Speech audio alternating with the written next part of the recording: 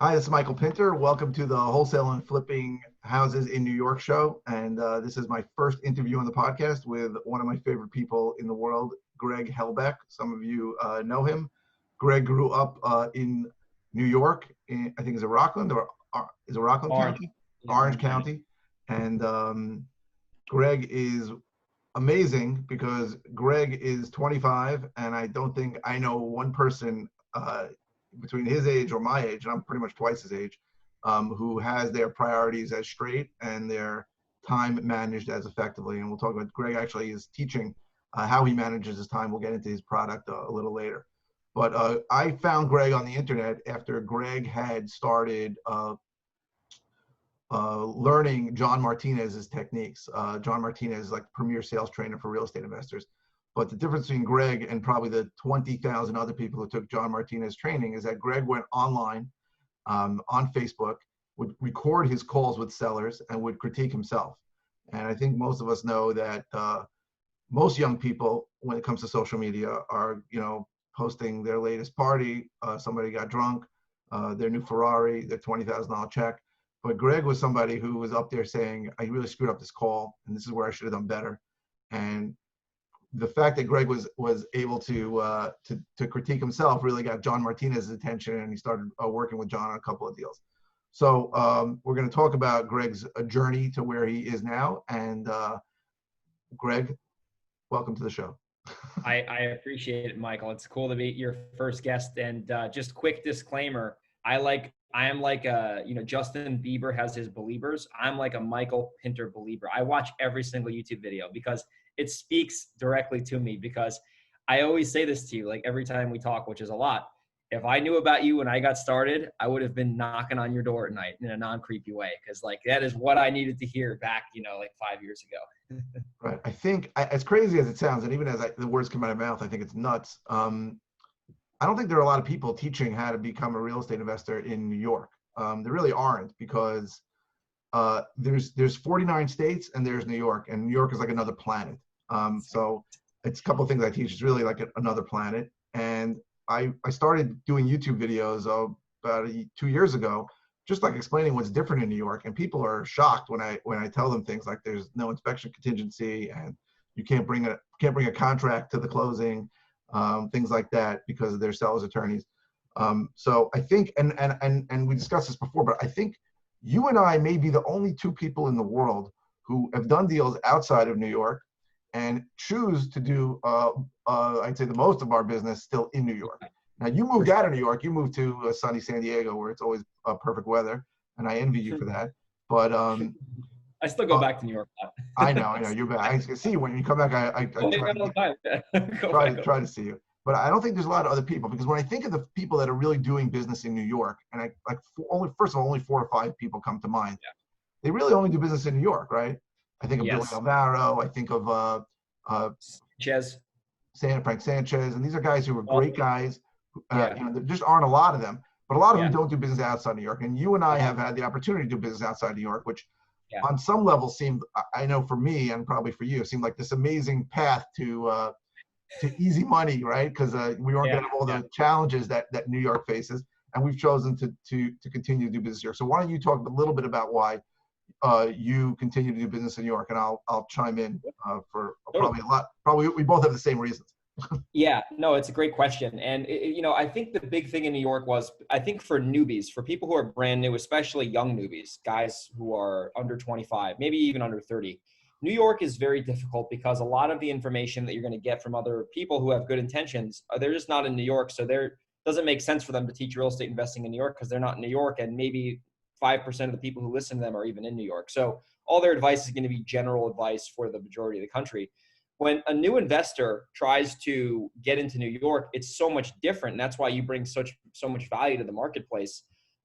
When I started out, at least, I had a difficult time with the deposits. I had a difficult time with really knowing what a deal was. I didn't have a lot of confidence, because I just didn't know what I didn't know. And that's inevitable with anything.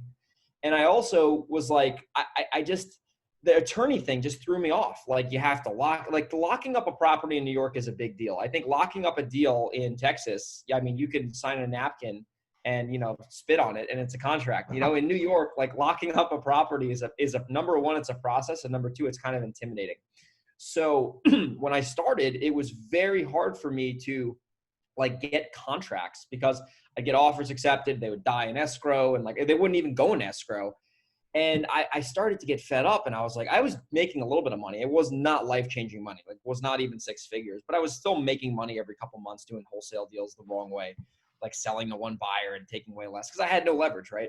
And then I said, well, let me try this in Texas. And just in Texas is competitive too. Like it's not like that's an easy market, but this is really before cold calling got popular. So I was going out and cold calling people before they were getting saturated. And it was so much easier to do deals. I mean, it was just the attorneys weren't an issue. Deposits weren't an issue. The buyers, there was probably more buyers there. And I made a fortune. I mean, I made a fortune for my age at the time. It was like life-changing money. I mean, you know, several hundreds of thousands of dollars in like a pretty short time frame. Moved to California. And after that, I basically started going back into New York because I realized the cold calling was getting really saturated down in Texas. Most of the leads that I was pursuing were already in my database because I was going so niche. Like there was only so many of those in any given area. And I started doing some mailings back in New York because in the beginning in New York, I didn't have a lot of money to market either. I didn't have a huge budget. Now I have a bigger marketing budget. And I know that area so well. And I started to see the spreads I was making in New York. And I saw that like the lack of competition because it's just not as crowded. Like there's people, but it's not crazy like California. And I can do six-figure deals and $50,000 wholesale fees and $80,000 wholesales. And I'm like, how many of these do I need to do every month to really like be fine, you know? And, you know, it also allowed me to also come back to where I'm from, you know, like I live in California, but I love going back to New York. I literally love New York State as much as the BS is as much BS is in that state. I really love New York. I'm a New Yorker at heart. And number one, the deals are great there. Number two, the competition is minimal. And number three, it allows me to go back to where my roots are.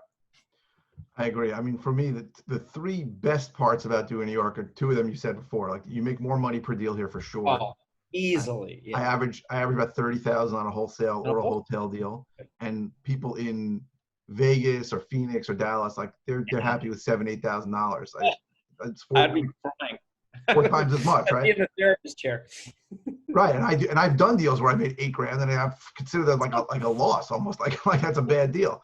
But we average about 30, and the lack of competition, and people are always shocked that there is so much less competition. They can't even understand how that's possible, and it's so true. Like the amount of, if you're on any kind of niche list in Las Vegas or Phoenix, you're gonna get like 600 pieces of mail. In New York, you know, you'll get 2, 3. The only lists that I find that are saturated in New York that where they really get hit hard are pre-foreclosure lists. Oh yeah. Those people get like 100 pieces of mail, but 80 of them are from attorneys who want to represent them. Yeah. And 20 are from buyers. And then probate lists also get hit.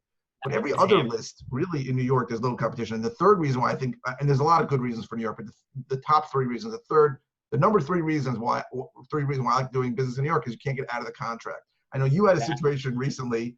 You had a situation recently where the guy like changed his mind, wanted to get out, but he had no choice, right? Why don't you talk about it? Yeah, we were gonna sue him. Yeah, we were this close away from suing the guy because we were like, listen, dude, like I flew back here, like you're signing, like I don't give a shit, you know.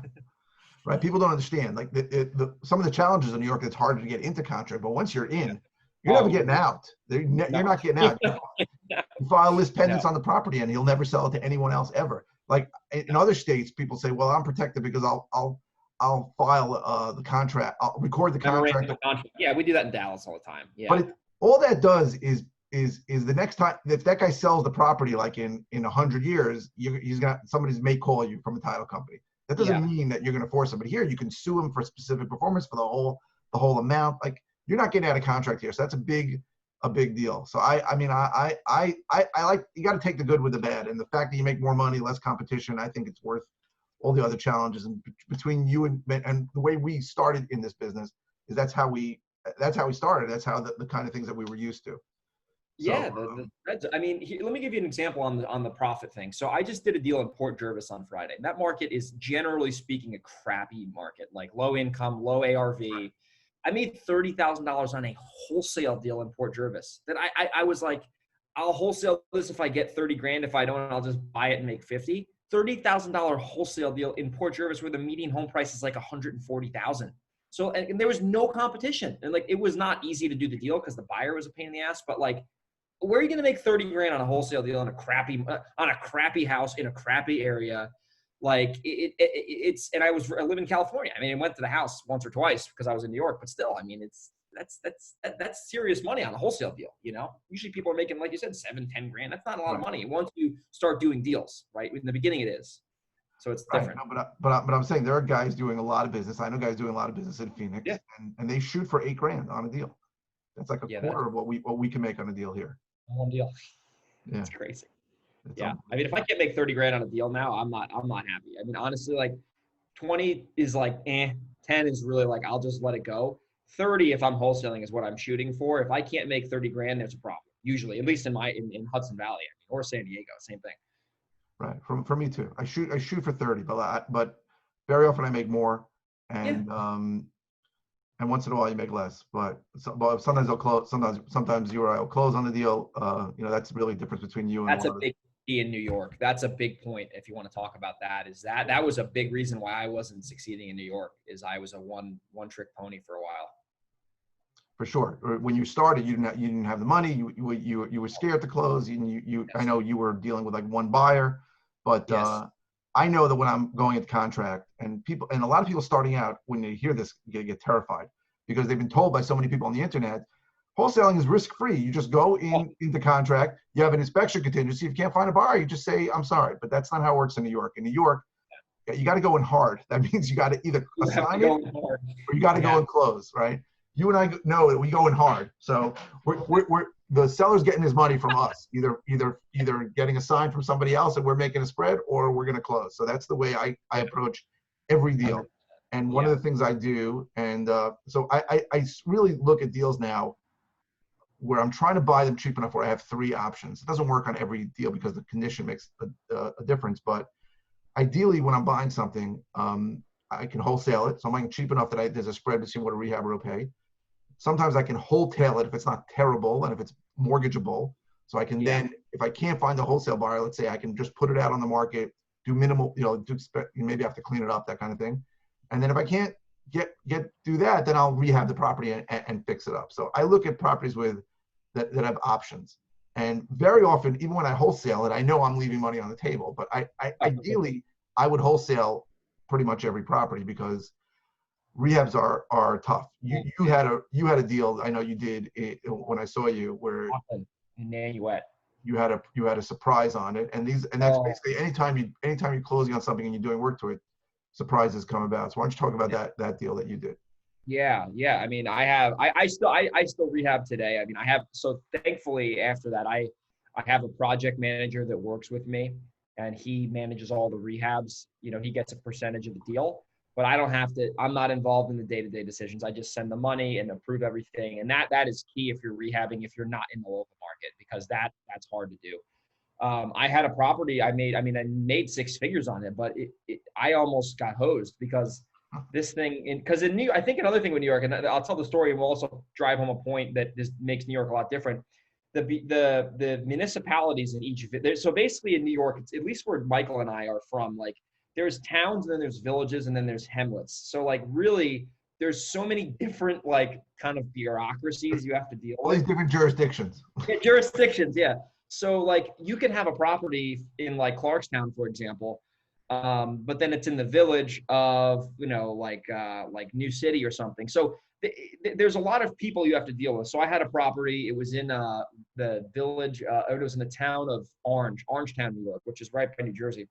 And there was a permit, so when I bought the property, so just if you're new listening here, when you close on a property in New York, and that's another difference in New York, there's municipal searches. There's no municipal searches in California or Texas. That doesn't exist. So you get a title search done, which is pretty typical, and you get a municipal search done. Municipal search is done by the town, not by the title company. Like the town pulls the municipal search since the title company. So what happened was the town of Orange in New York, they did not go out to the property when I bought the property and verify that there's any illegal, like things on the property, like decks or roofs or anything, siding. So they told me I had to clear to close and there's no violations. So, because they never went there. So once I closed, rehab the house and put it back on the market, we got it under contract in 2 days. Like it was literally sold in 2 days, like to a buyer. Like I think that higher than what it was listed for. It was crazy. And when they went to go, when the new buyer went and did the municipal search, the way that the village did their underwriting, they started sending guys out to the property, and they saw that there was a deck there that was not on their records. They changed the process to require an on-site inspection. To require an on-site, yeah. And I got flagged, and I had to fly back for a month. It cost me like thousands and thousands and thousands and thousands and thousands of dollars, and it was very stressful. And we ended up getting it solved. Now I know how to deal with that. We're dealing with that right now on another property, but that's different. That is really, you're only really going to see something like that usually in New York, because in Texas and in California, I've done properties there where if there's an issue, you just give the buyer a credit and it's all good. In New York, usually the lender, and the reason this was an issue is because the lender was not going to loan on the property with a open violation. So I was going to give them a credit for like $5,000. I said, take the damn credit. I don't care. But they were like, no, our lender won't loan on there. And it was stressful, but that's something that, and that's the difference between rehabbing and wholesaling. I mean, if that happened to me when I was new, I would have been screwed. But like now I have some experience, and like, I can call people I know. And, but that's what you got to look out for in New York. I mean, there's just, those are the nuances, but at least every challenge, go ahead. Sorry. That still end up being your best deal? Oh yeah. That was a over 6-figure net profit after everyone got paid off. Like I borrowed hard money on that thing. And like, that was a serious deal. And it's funny you say that, because I set a goal earlier that year, which was last calendar year. I said, I want to net $100,000 on a property this year. And I went out, set that as a goal, took action. I found a bunch of vacant properties, called them from my phone in California. And, 1 out of the 50 ended up being that deal. And I mean, it just goes to show, like, if you're in this business, especially if you're watching this and you're in New York and you're new and you were like me 5 years ago, like you got to set your goals kind of high, and then understand that if you're consistent every single day, like you're going to get data. And then based on that data, you're going to know whether you're on or off track. And then you have guys like Michael or myself to reach out to, and we can really help you because we've been in your shoes before. But it really just comes down to consistency, when it comes to goal achievement. Absolutely. Why don't you talk a little bit about the product you have? Because like I said, I don't know anybody who really has their priorities as straight as you and who has better time management than you. So why don't you talk a little bit about the EPH? Yeah. So I got a lot of people reach out to me because I go on Instagram a lot, and I'll take pictures of like my story, and I'll like read books, or I'll show like my schedule and like my system. Like I basically try to break everything down into like systems, like my week system, my day system, my month system, my year system. And, I was getting a lot of people reaching out to me, and they were like asking me for like, hey, how do you do this? How do you do that? Blah, blah, blah.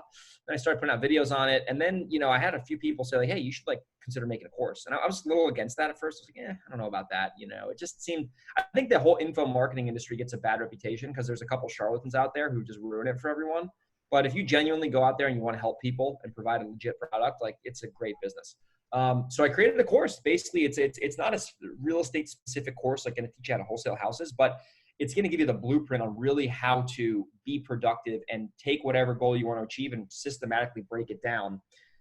So I talk about how to plan your week, how to plan your month, how to use your KPIs to really drive your success, how to reflect on your activities to see what's working, what's not working. So it's like a blueprint, like for anyone really. I mean, you could use that to lose weight, to, whatever the really big deal is. It's like an operating system for how to achieve an objective. So that's the course I created, and it's been cool so far, kind of jumping into that business and selling it and helping people. What's the URL for that course again? Can you give it to me? That one, you go to ephclass.com, and it's basically, there's like a 40-minute video where I actually walk through my #1 productivity trick that I did to really increase my income.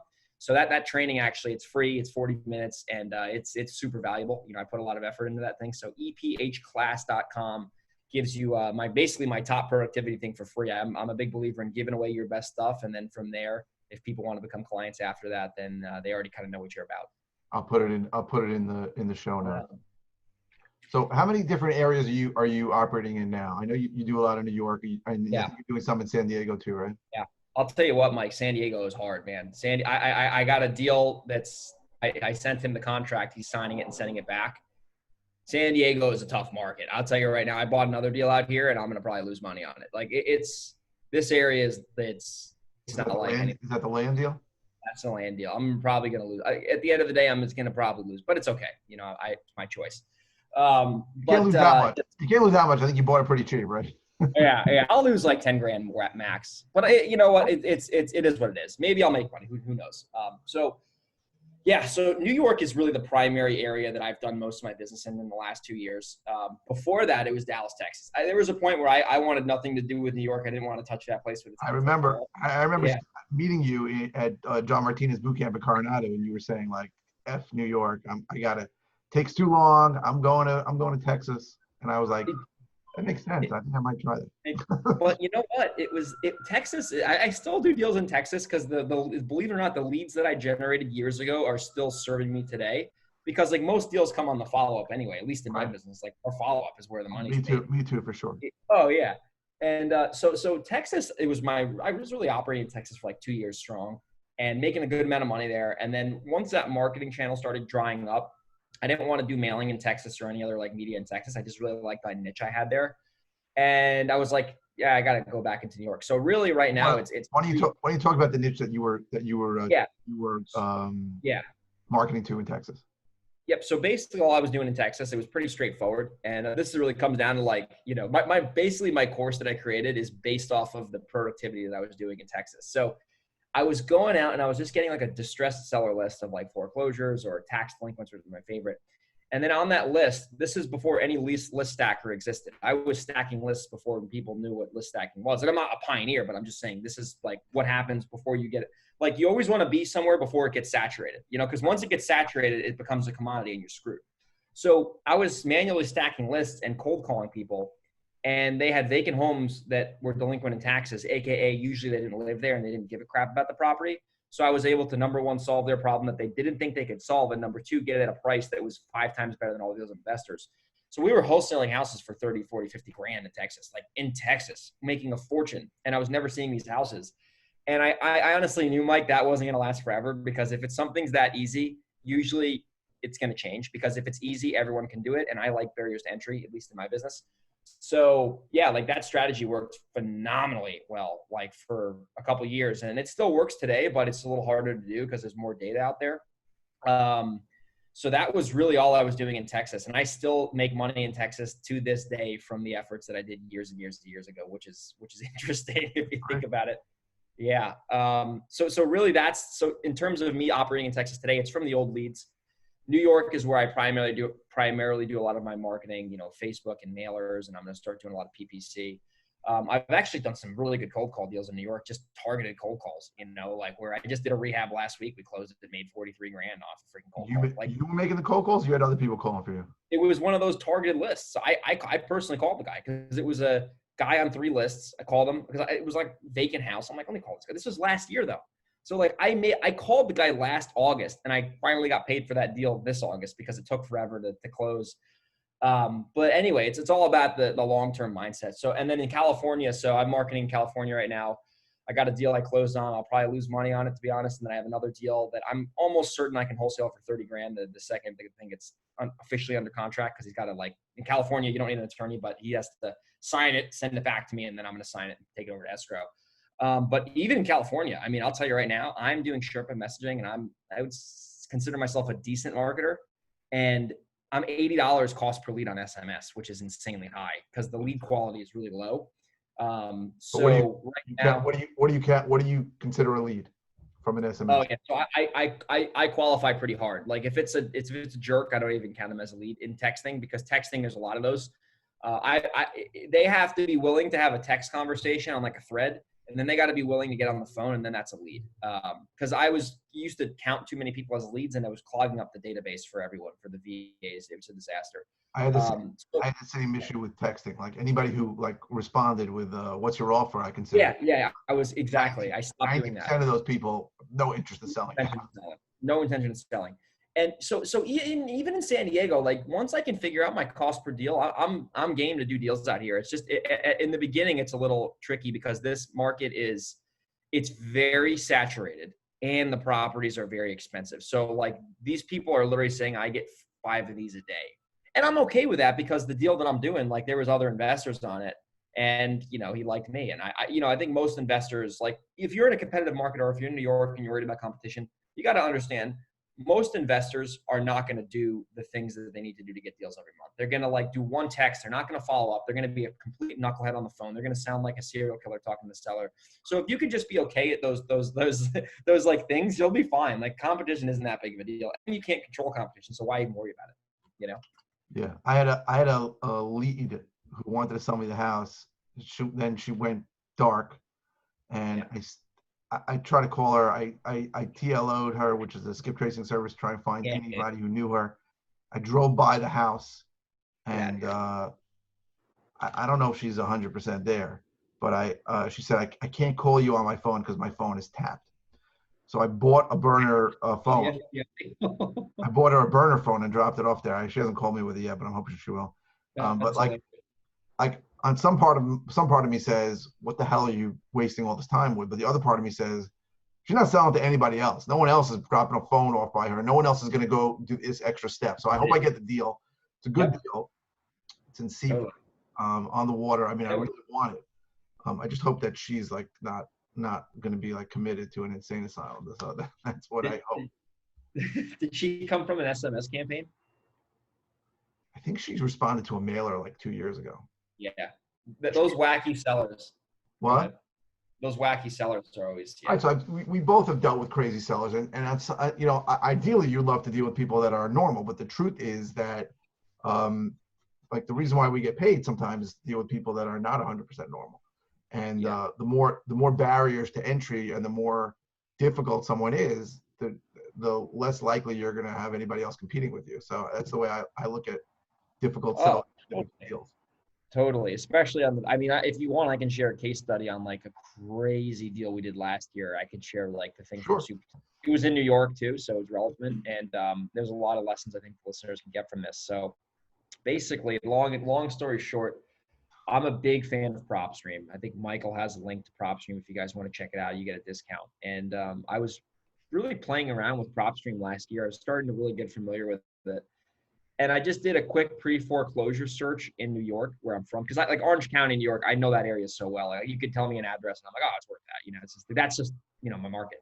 And so I saw this lead in Warwick, and I'm sure you've heard of Warwick. It's a really, really desirable area in Orange County. Like I like, if I was going to live in New York again, I'd consider Warwick. It's a real good area, about a town or two over from Monroe. And the seller, I saw that the property, it was in pre-foreclosure, so there's a list pendants filed, so it hasn't gone back to the bank yet. The property owner was deceased on record, so it was an inherited property. And then I looked at this is like the more niche you can get in the beginning, the more money you're going to make. Because if you try to like do hardcore direct response, if you're brand new, you're going to just overwhelm yourself. So you want to really learn the niches at a low cost in the beginning, because you're going to really be able to beat out guys like Mike and I sometimes, because we're sometimes too lazy to do these things now. But anyway, so I looked at the default amount, and it was like super low compared to what the property was worth. And then like PropStream is not always 100% accurate. So then I went to the county clerk, and I looked for the lawsuit that, like, the motion essentially. So I confirmed the number, and I was like, oh my God, this lady's like 50K in default. The property's worth 350 fixed up. Like, this is crazy. So she didn't have a cell phone. I cold called her, and I was in San Diego. I was in my Who are you calling? The heir of the person? Yeah, I called the heir. Yeah, I called the heir, and she actually was living in the house. There's a landline. And she didn't want to sell the property. And I was like, oh my gosh, shocker. And I knew this was a deal, like something, and I'm not too like spiritual at all, like, but something in my gut was telling me, like, you should just try to be a little persistent here. So I was like, all right, fine. So I said, listen, her name was Joanne, because I'll never forget. This is the interesting story. I said, hey, Joanne, I'm actually coming to New York next week. I'm out of town right now. Well, let me tell you this. Can I at least come to your house? I want to help you, genuinely help you. I'm not going to pressure you. There's going to be no shenanigans, I promise. I'll give you an honest valuation of your property, and either way, you'll benefit from our meeting, and I'm not going to hard sell you, and you'll at least know what to do in the situation. She's like, fine, I'll do it. So I didn't hard sell her. I said, let me just go on the appointment. And I knew this was a deal. Like, I could just tell. I think I could tell it was a deal. And I go to her house, and so I fly back to New York. Not for that, but I had some other business going on there. And she's like super distressed, and she's like, doesn't know what's going on. And she kind of like, foreclosure prospects usually have their head in the sand, rightfully so. It's a tough situation. and she had no idea what to do. The title work was screwed up. There was no will filed. There was, back taxes, and she had no cell phone, and she just couldn't really take care of herself. So it took me 4 appointments to get the deal under contract. Finally locked up the property. I actually locked this one up at the house because her technology-wise, but she had an attorney and it was all good. And long story short, we had to buy her a burner phone. We fully moved her out of the house. I literally went there with a moving truck, and I spent 5 hours of my time moving her out with my buddies. And we bought her a burner phone because she didn't have a cell phone. So we got her like a flip phone thing. And we got her a new apartment, put a deposit down on the lease. Like, we did all this work. I flew back like 3 times. And we ended up genuinely solving her problem. And she would have been screwed if we didn't help her. And, we ended up making a boatload of money on the house. I mean, we closed on it and we made like 50 grand, like wholesaling it. But the point of the story is there was other investors inundating her to sell the house. And most of them were just complete peckerheads about it. And they weren't cool, and they weren't genuinely leading with value. So the point of that story is that if you have a service first mentality and the prospects you can truly help, and that was one of them, you're going to, number one, you're going to make money. And number two, you're genuinely going to help people. And the more people I've helped in this business, and the more like smooth transactions that have happened, when I say smooth, I don't mean like, oh, everyone was hugging and saying kumbaya at the closing, but everyone got what they needed.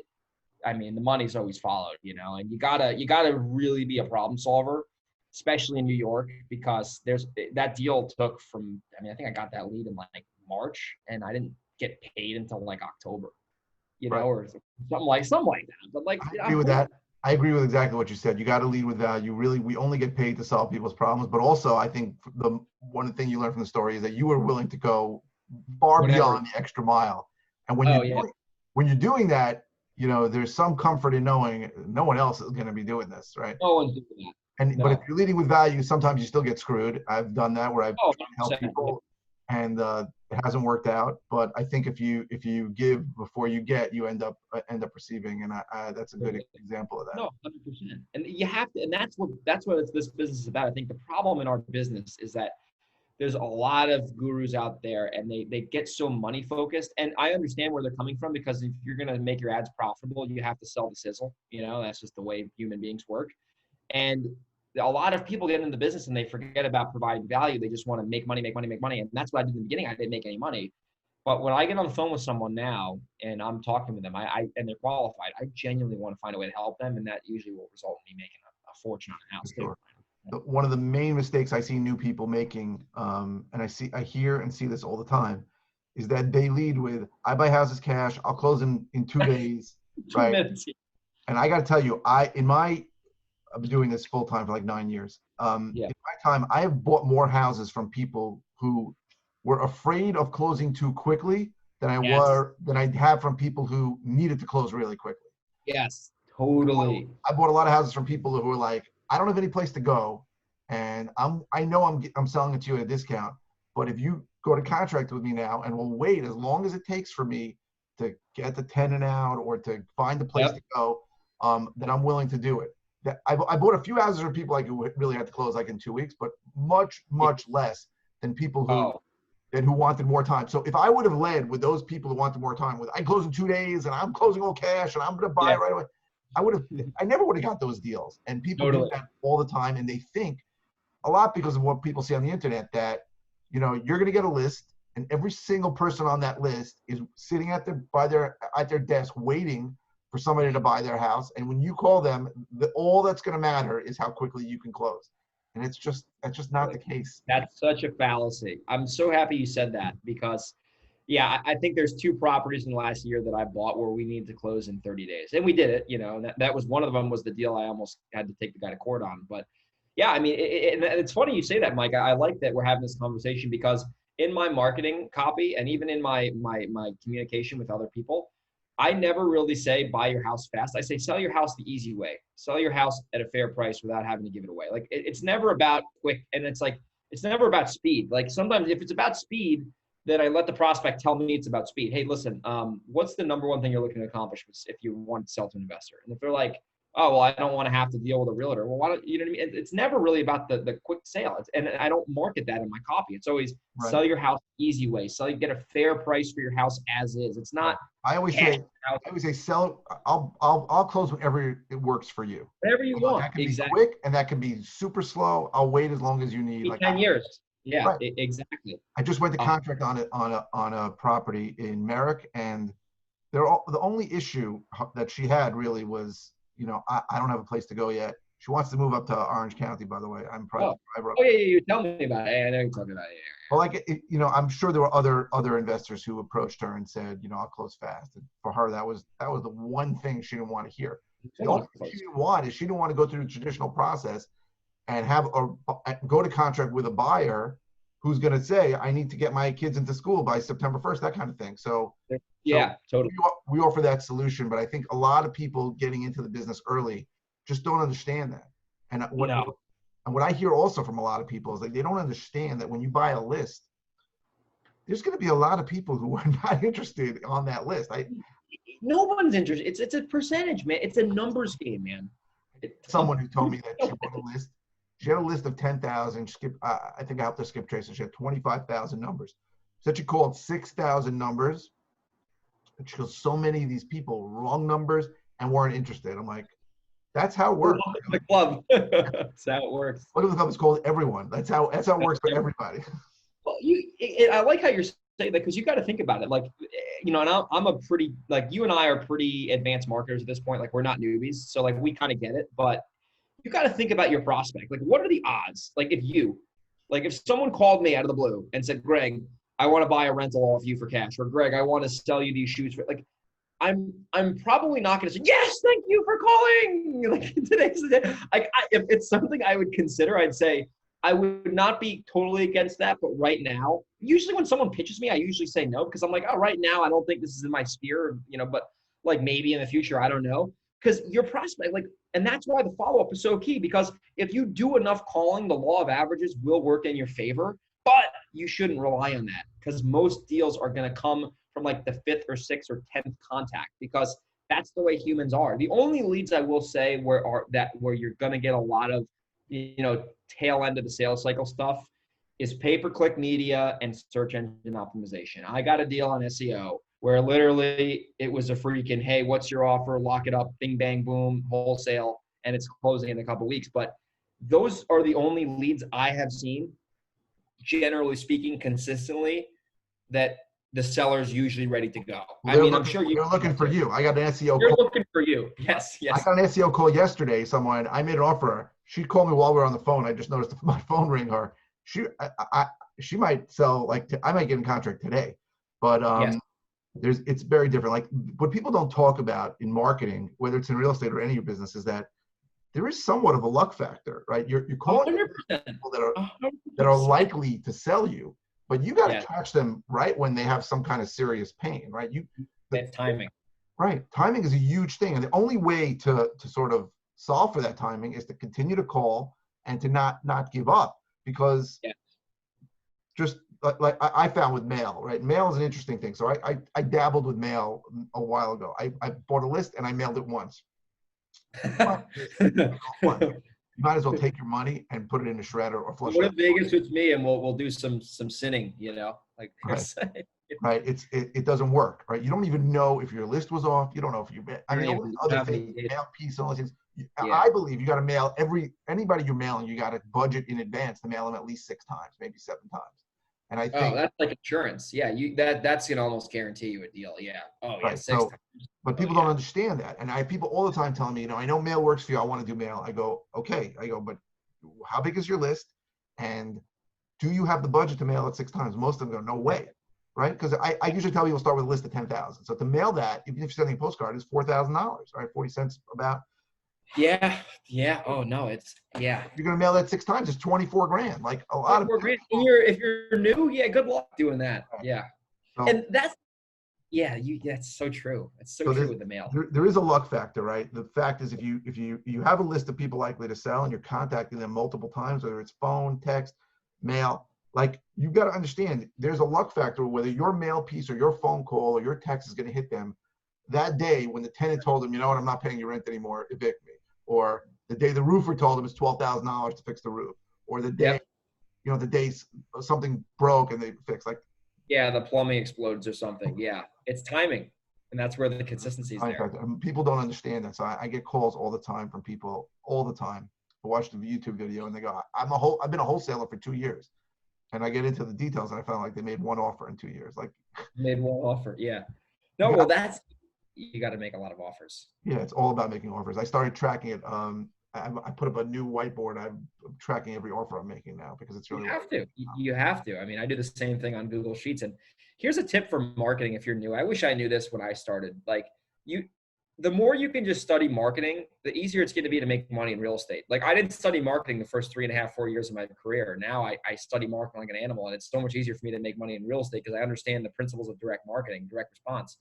And like, if you just know, like, for seller marketing, it's math. It's just math and timing. It's actually math. It's not even timing because timing is part of math. Like, if you send, like, let me just give people an example. Like, I'll give, like, if you're in New York, I'm going to give you my cost per deal, like, basically reverse engineered. So if I send, generally speaking, like, because it's all in sequences and cycles. If I send like 16,000 mail units out, let's say let's say that's 8,000, but I've mailed them twice, so 16,000. And I pay 36 a card, it's going to cost me around like $5,760. Like, my cost per deal is like $4,000. So if we're going to take that number, like, that's almost guaranteeing that I'm going to make money based on my own personal numbers. So, and the reason I'm saying that is because let's say you mail out 8,500 postcards in general, and you get a 0.05% response rate. You're going to get like 42 calls.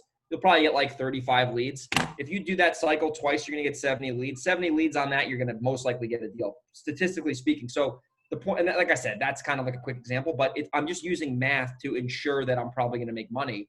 And if you look at direct marketing and you start buying response in the beginning, because you're probably not going to get a deal on one or two, especially in the beginning, and you know your response rate, you're going to eventually start to reverse engineer how to legitimately make money every month from marketing, because it's just math. It's honestly math, and it's 100%. probability. Yeah. The one difficulty in New York is that because the sales cycle is so long, I found you need to be you need to keep with the marketing channel for about a year before you even know your numbers on it.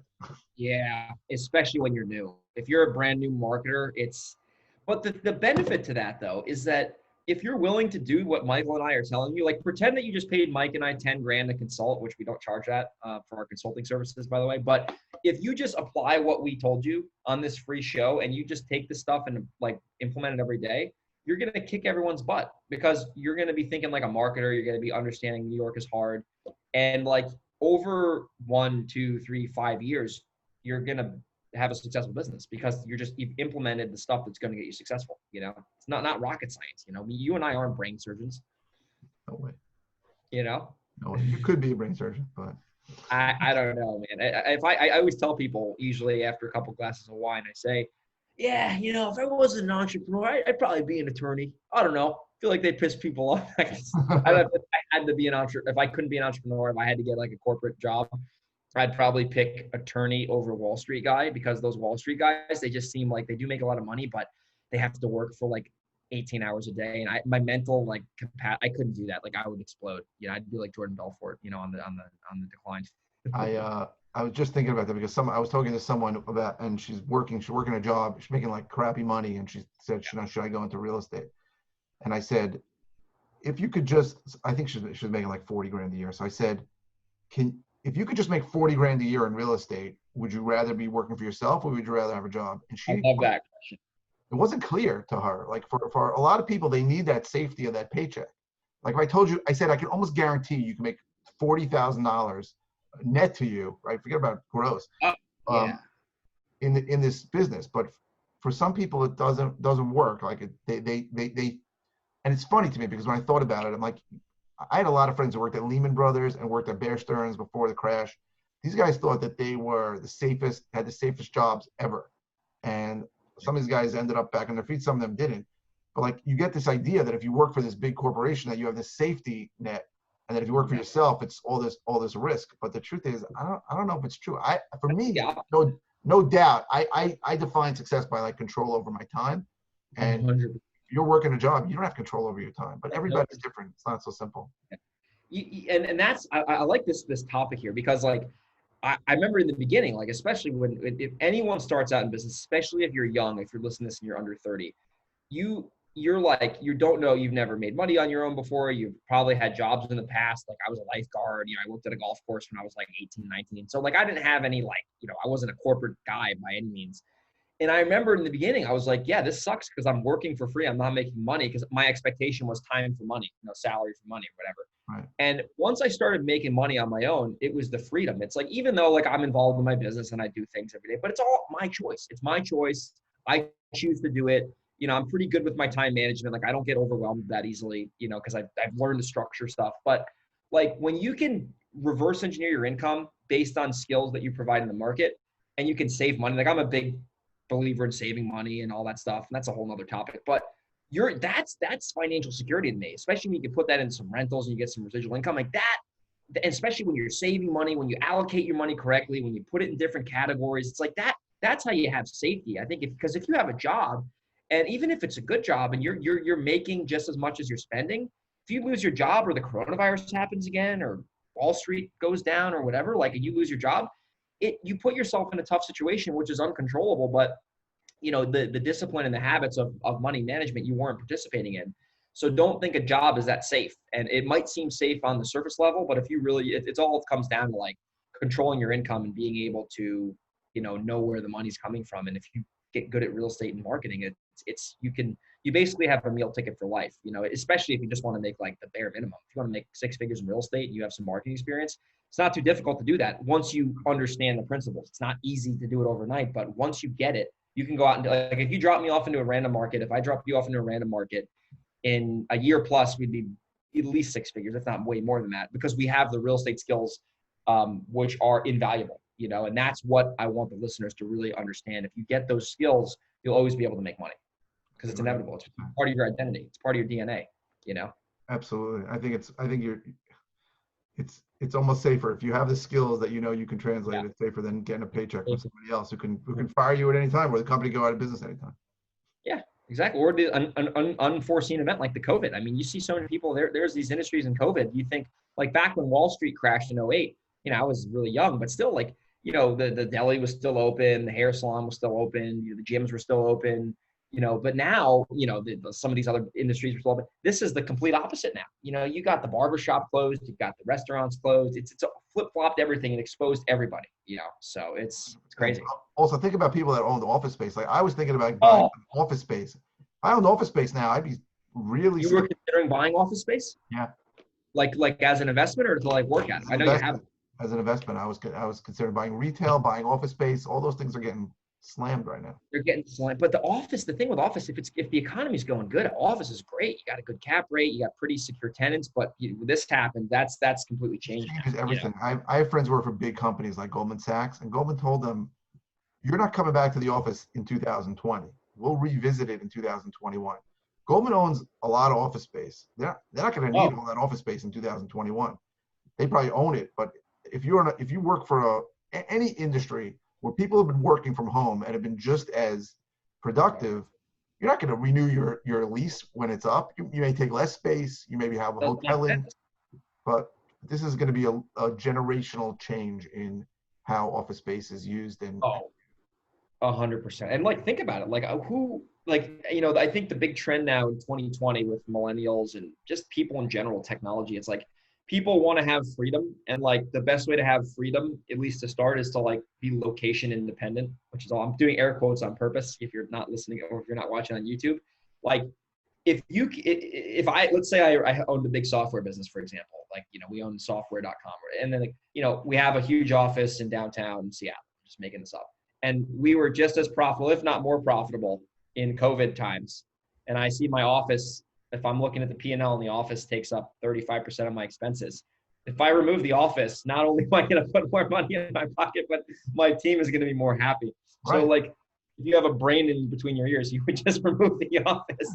Doesn't make sense. Maybe you keep a small office if people need, there are some people want to come in, but like, I think the demand for office space is going to go down tremendously going forward. Yeah, tremendous, especially with Zoom. I mean, Zoom, where it's like we're in an office now. I mean, I get on Zoom with people all the time. It's like I feel like I know the people. I mean, I know you. I happen to know you, but like, there's been clients I've trained with in the sales business. I've never met them. They don't know me. I don't know them. I've all Zoom calls, and it's like that's just the way the world changes. You know, you got to be able to adapt with that, or else you're screwed.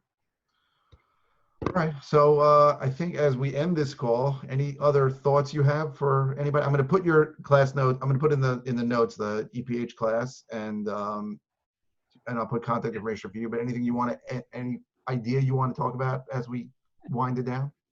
Yeah, man, I really appreciate being on the show. I mean, if I had to kind of wrap it up, I mean, if we want to make this generally like New York specific, if you're in New York State, you're trying to do real estate investing. I probably sound like I remember when I was listening and I was in the listener's shoes. It was like, oh yeah, he's doing it, he's making money, but that's not for me. I see this guy making a paycheck, I can't make it. And like I'm telling you right now, if you have a long-term mindset and you understand that everything valuable is hard.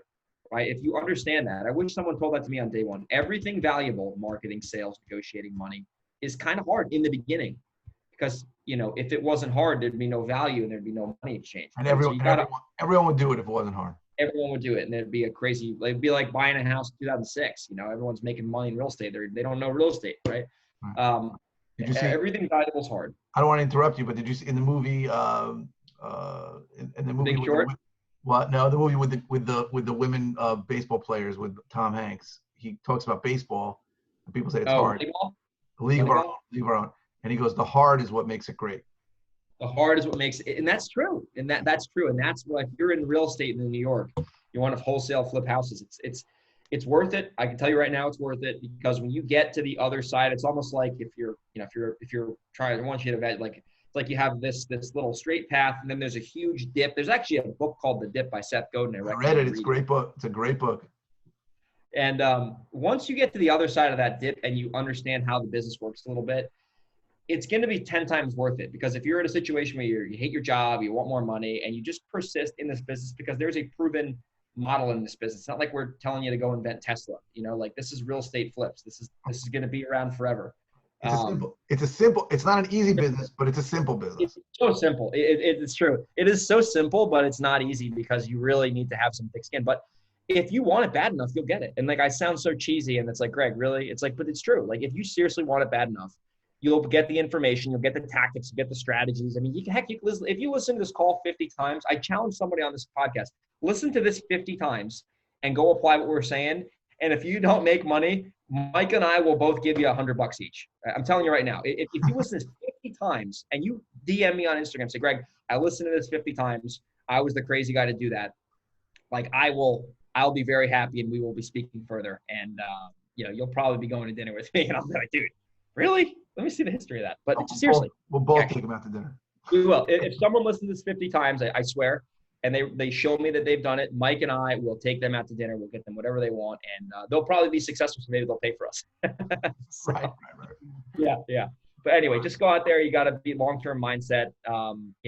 Just know that it works, and it's going to be worth it at the end if you persist. Greg, I can't thank you enough.